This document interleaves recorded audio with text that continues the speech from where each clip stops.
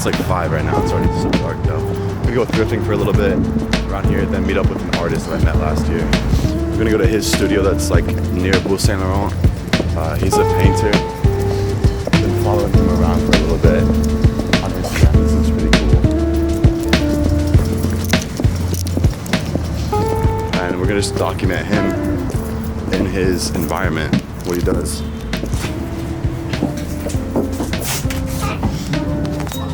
Bonjour. Vous avez une section pour hommes ici? Oui, c'est pas mal tout ici. Ouais. Sick, don't check up on that shirt up there.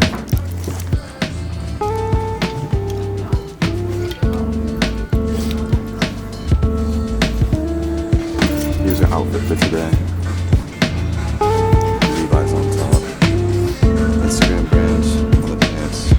Cowboy boots. Ralph Lauren sweater. On top of a Ralph Lauren sweater. On top of a Ralph Lauren shirt. Lots of polo. Found this leather jacket's pretty sick. And a pair of selvage denim that's like cut at the bottom. Don't know if they'll fit, but we're gonna see. So not gonna lie, kind of mad that whoever had these cut them. You can still roll them up.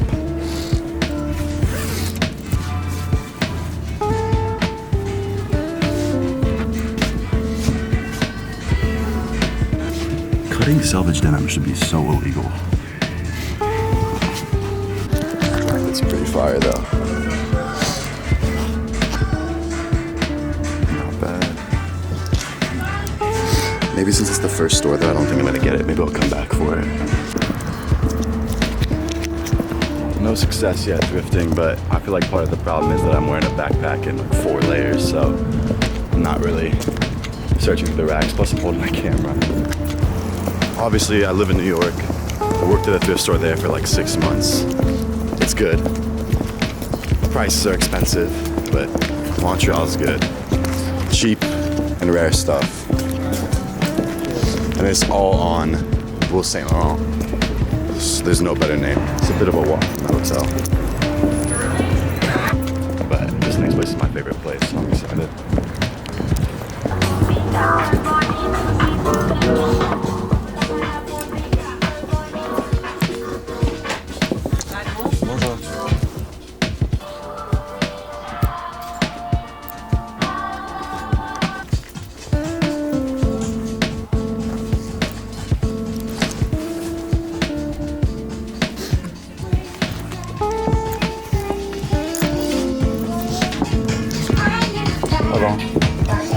Oui, j'ai essayé la trench coat sur le mannequin. Ah ouais, bien sûr. Je vais l'enlever. Merci.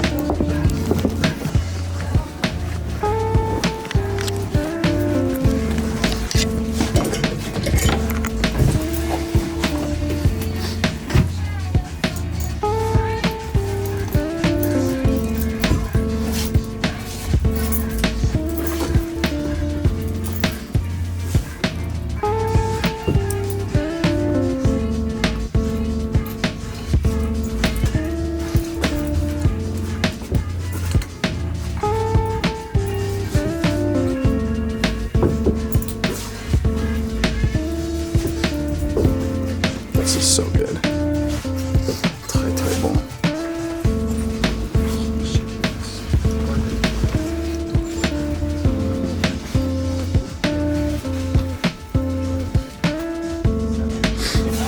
I think I'm gonna get this. It's too good. Oh, there's also a bag out there that I want. I might just get it all. This place is so good.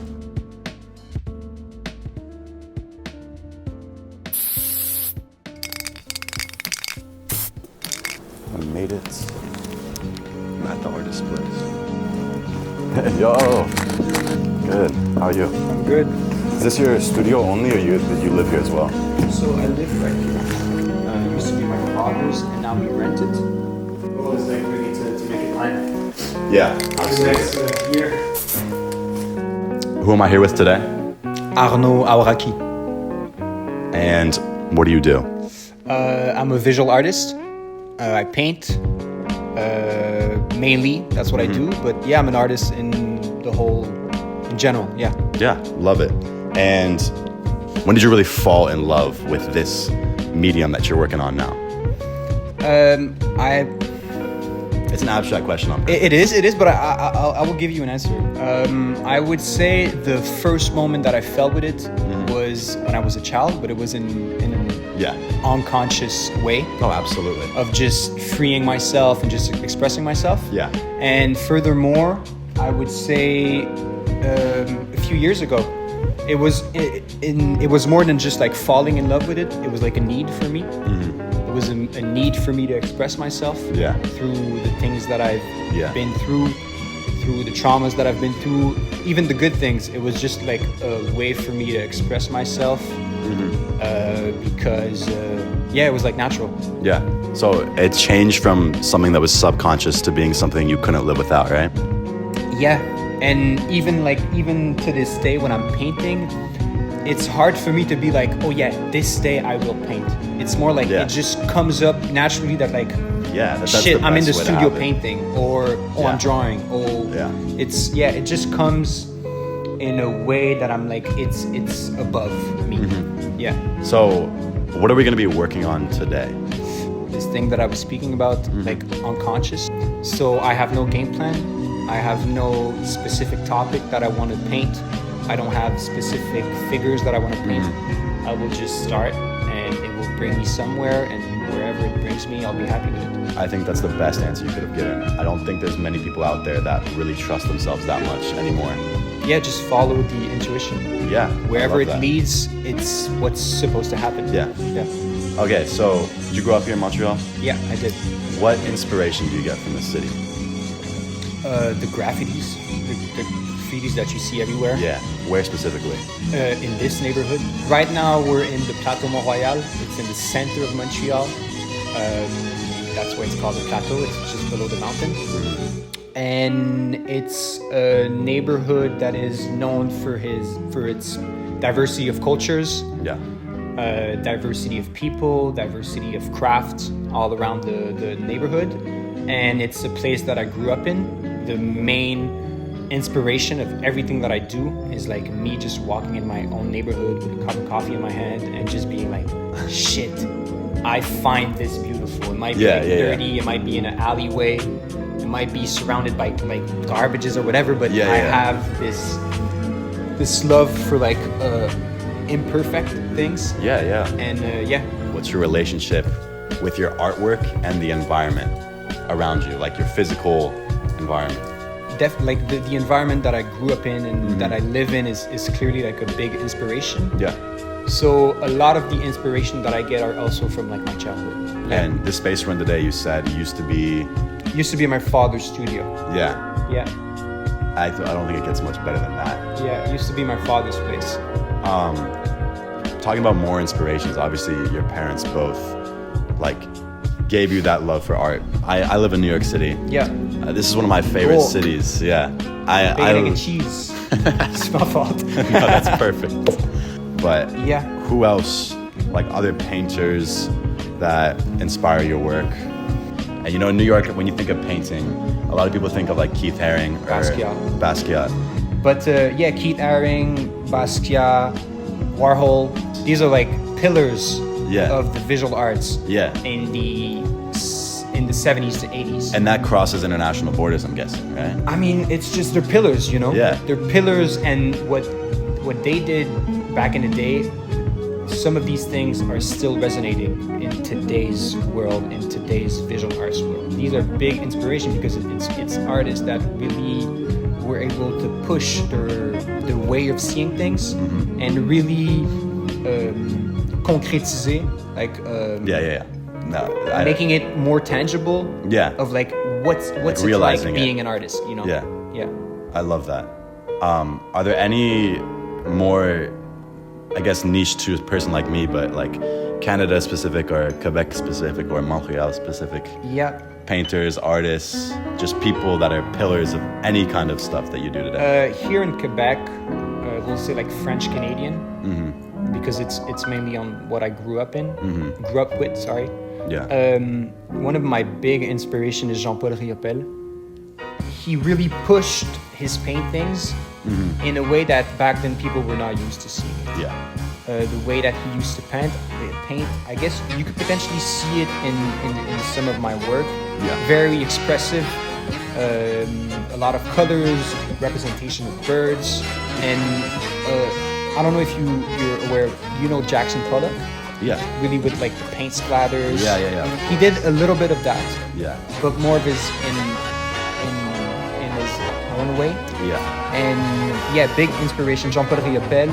Is there anything that you would like to like get out there about what you do, or just like inform people? You know, like. You know, I always try to have like a positive approach. Yeah. On what I do. I think I always have like it's always in me this idea of like putting myself out there in order to potentially inspire other people. Yeah. Inspire people to just trying as best as they can to just be as authentic and as themselves as they can.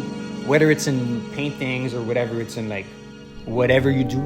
I love that. Photography, Yeah. cinematography, painter, writer, singer, dancer, rapper. I don't give a fuck what you're doing. The only thing that I'm trying to say is like, if you have a passion, just do it. It might be super easy to say it like that, but I guess it's the essence of like anybody that's trying to live like a creative life and to try to have like a creative way of seeing life.